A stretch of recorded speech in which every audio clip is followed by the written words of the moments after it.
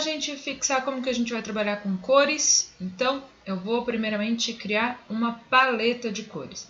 É importante quando a gente está trabalhando com design gráfico, quando a gente está trabalhando com a definição de uma empresa, que a gente não use todas as cores possíveis do catálogo, deixa lá, ou a amostra de cor e qualquer coisa serve. Não, então ter uma paleta de cor é um passo bem interessante. Saber trabalhar quais são as nuances, isso funciona bem também para o Instagram, para o material gráfico, sempre vale a pena compreender. Uma das coisas interessantes, que é uma coisa legal que vocês podem utilizar no padrão de cores de vocês, é não trabalhar com algo tão saturado, mas também não trabalhar com algo que não tem cor praticamente, tá? Você tá cinza em tudo que você está trabalhando e você não está utilizando uma marca para nada, né? Tudo ficou muito dull, que a gente chama, né? Meio morto. Então, vale a pena vocês, quando forem trabalhar com as cores, pensarem como que elas estão distribuídas. Aí eu vou até clicar aqui para a gente ver o nosso espaço. E existe aqui um espaço bem valoroso, que ele fica não no extremo de intensidade, nem no extremo também de dull, né? De sem cor, de sem identidade. Então, mais ou menos aqui, olha, nessa região é onde a gente encontra umas relações com cor interessantes. Por exemplo, até mesmo um grande vermelho. Se eu trabalhar aqui, ele briga, ele grita muito. Posso trabalhar com essa intensidade? Posso, de repente eu quero utilizar realmente uma cor muito brilhante vermelha. Posso utilizar. Mas posso fazer para alguns materiais algo um pouco mais interessante na minha paleta, que esteja dentro dessa categoria aqui, que vai me ajudar a compor o restante das cores, tá? Então isso é uma das coisas. Outra coisa que a gente vai fazer é a definição por uma amostra. Então, de repente você encontrou no Pinterest, encontrou aí uma fotografia que você tirou, uma base de cores que você quer utilizar no teu projeto. Então a gente vai vir aqui em arquivo e nós vamos inserir ou place, e eu vou pegar aqui a minha área de trabalho, já separei aqui uma imagem. Cadê minha imagem? Aqui, que bom, aqui, muito bem. Eu vou inserir, tá? E eu vou clicar e arrastar para ver o tamanho dessa imagem que eu quero colocar. Inclusive, quando vocês inserirem, vocês podem trabalhar com incorporação da imagem. Eu prefiro, principalmente quando não é um arquivo que vai ficar na mesma pasta, um arquivo que eu vou editar em outro lugar, que eu vou baixar em outro computador, eu já incorporo. Eu deixo o meu arquivo um pouco mais pesado? Eu deixo. Porém, o que me vale disso? Que eu não vou perder essa imagem. Se vocês não incorporam a imagem no desenho, significa que quando você abrir em outro arquivo, em outro lugar, ele vai pedir a imagem como referência. E daí elas têm que estar dentro da mesma pasta, ou que você não mude nunca aquela imagem de lugar. Porque o dia que você mudar, ele vai falar, eu perdi a referência, e ele não vai utilizar mais aquele arquivo, vai ficar só um xizinho aqui na tela. Muito bem, incorporei. Depois vocês podem fazer traçar da imagem, outras coisas, se vocês quiserem fazer aqui. Mas, por enquanto, só incorporei aqui a minha imagem. Nem quero cortar essa imagem. Mas se eu quisesse cortar essa imagem, posso também cortar a imagem só para o pedacinho, deixar ela aqui um pouquinho menor para aquilo que eu vou utilizar. Quando eu dou cortar a imagem, ele realmente corta a minha imagem. Ele não só mascara, ele faz um recorte na minha peça. Tudo bem? Muito bem. Como que eu vou retirar, então, minha paleta de cores? Primeira coisa, eu vou pegar e vou fazer um círculo aqui. Vou clicar no D só para ele ficar no padrão. E vou clicar aqui e criar uns 4 círculos quadradinhos aqui, desculpa. 1, 2, 3, 4, vou pôr mais um. 5 para eu criar minha paleta de cores. Vou deixar minha amostra aqui só para facilitar para a gente. Muito bem, já vimos que se eu clicar aqui no meu conta-gotas, cadê meu conta-gotas? Aqui, muito bem.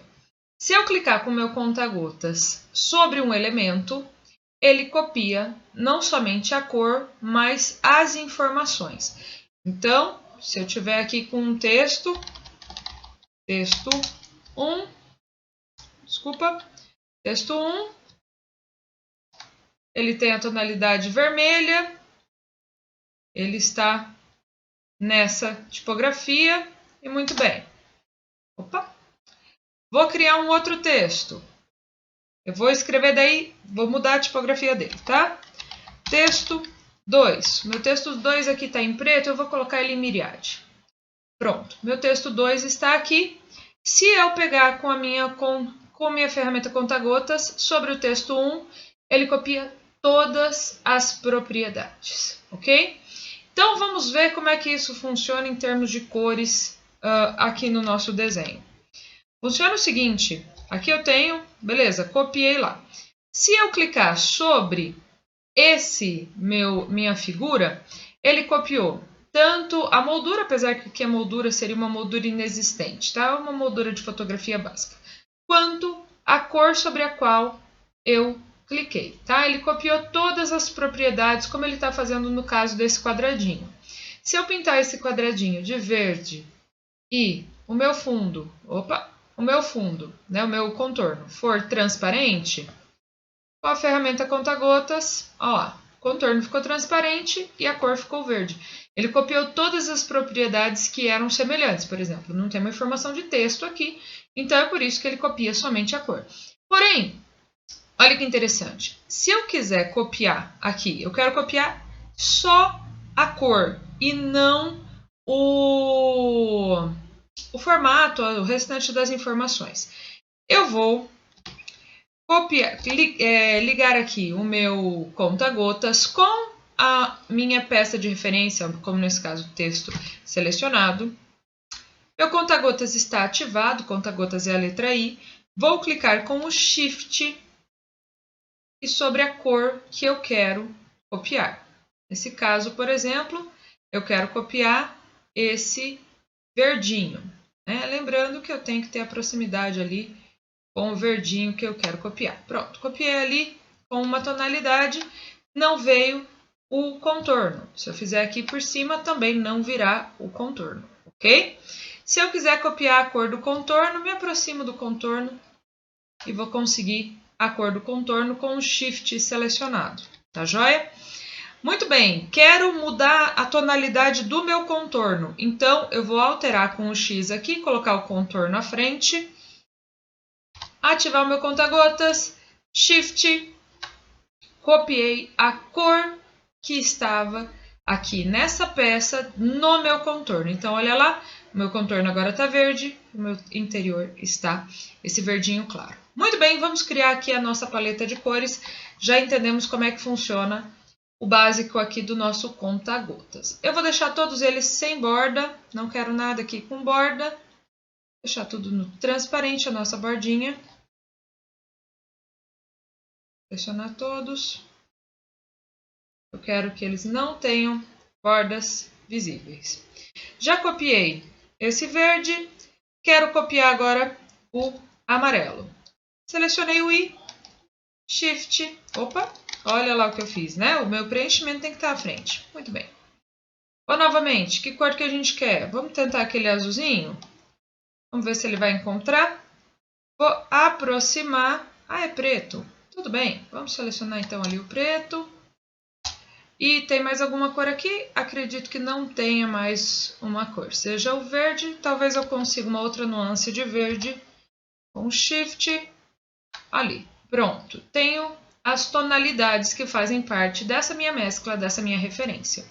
Perfeito. Esse aqui, inclusive, depois a gente pode alterar, tal, e ter como base esse aqui e deixar o mais escuro. Eu acho que seria bem legal. Deixar aqui. Opa. Aí, eu acho que esse aqui ficou legal. Então, Ctrl Z aqui porque eu cliquei fora. Muito bem. Quero trazer isso para as minhas amostras. Vou vir aqui em amostra. Posso criar um novo banco de cores. Esse aqui eu posso chamar de Lemon. E ele está lá criado o meu banco de cores.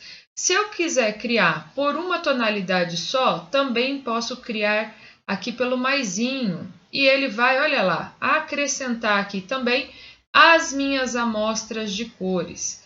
Vou lá no maisinho, ele me mostra qual é essa minha amostra de cores definida, que vai fazer parte agora da minha paleta de cores. Beleza? Muito bem. Feito isso, tá esquematizada a nossa paleta. Quero criar um gradiente com isso, tudo bem, eu posso criar aqui. Vou trabalhar com o objeto em gradiente. Vou clicar 2 vezes aqui sobre o meu objeto em gradiente, olha lá que interessante. A minha paleta está aqui embaixo como referência. Posso clicar aqui um maisinho, duplo clique, clico aqui sobre a tela. Vou colocar o azulzinho aqui e finalizando não é preto, é essa tonalidade aqui que é uma tonalidade mais escura. Tem o meu gradiente aqui que eu posso agora editar, que eu posso fazer transições, que eu posso fazer várias edições com esse gradiente na ferramenta gradiente que está aqui. Eu posso já fazer, desculpa. Com a minha ferramenta gradiente, eu posso alterar e mudar a posição conforme for a minha necessidade. Então, muito bem. Feito isso, fechou. Vamos agora fazer então um segmento com o gradiente em um modelo diferente que a gente não consegue fazer no CS6. Vocês vão gostar bastante desse, que é o gradiente ponto a ponto. Eu posso criar pontos no meu objeto e nesses pontos eu vou selecionar a cor que eu quero colocar nesse ponto do meu desenho. Eu posso clicar aqui no conta-gotas e olha que interessante. Eu posso criar efeitos de luz que são muito bonitos, bem curiosos mesmo. Então a gente pode criar aqui um mesh de cores que vai justamente ser baseado daí nos pontos que a gente está criando. Então, eu venho aqui em cima, que é o tipo, ao invés de ser radial ou linear, eu venho em degradê de forma livre. Feito isso, a gente tem aí um padrãozinho de formas e eu vejo vocês nos próximos vídeos. Beijo, tchau!